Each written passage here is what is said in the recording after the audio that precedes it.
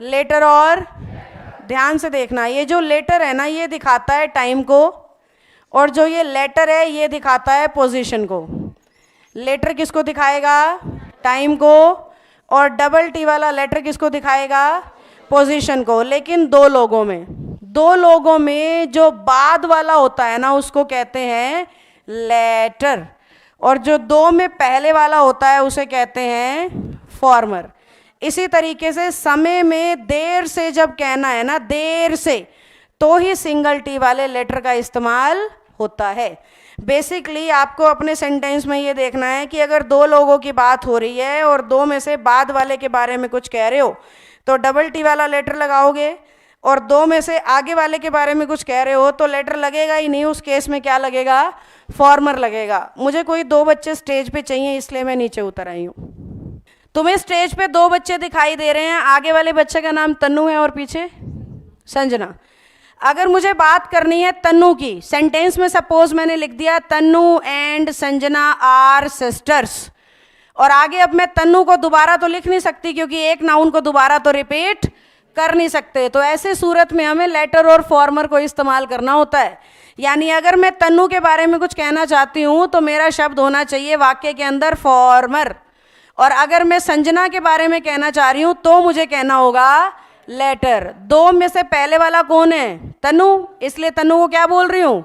Farmer. दो में से बाद वाली कौन है? संजना, इसलिए संजना को क्या बोल रही हूँ? लेटर। यही तो समझाया था अभी, दो में से पहले वाला और दो में से बाद वाला। जहां भी आप दो में से पहले वाले को दिखाओगे आंसर होगा फॉर्मर, जहां भी आप दो में से बाद वाले को दिखाओगे आंसर होगा लेटर। अब एक बच्चा और चाहिए। अब तुम्हें स्टेज पे कितने लोग दिख रहे हैं? 3।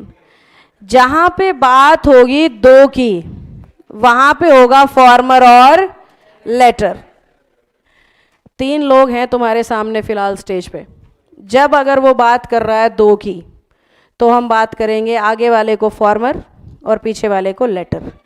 पर अगर उसने बात करी 3 की, 4 की, 5 की, 6 की, यानी 2 से ज़्यादा, तो हम फॉर्मर और लेटर का इस्तेमाल नहीं कर सकते हैं। उस सूरत में आपका शब्द आएगा फर्स्ट और लास्ट।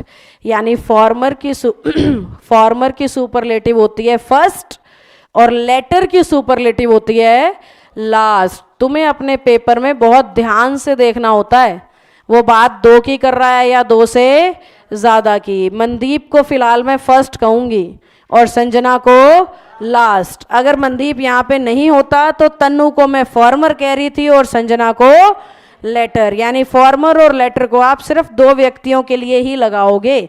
2 से ज़्यादा होते ही वो पहले और आखिरी में बदल जाएगा। तो अपने सेंटेंस को ध्यान से देखना, 2 हैं या 3। अगर 2 हैं फॉर्मर लेटर चुनो, 2 से ज़्यादा है तो फर्स्ट और लास्ट। तीनों बच्चों का बहुत बहुत धन्यवाद, जा सकते हो।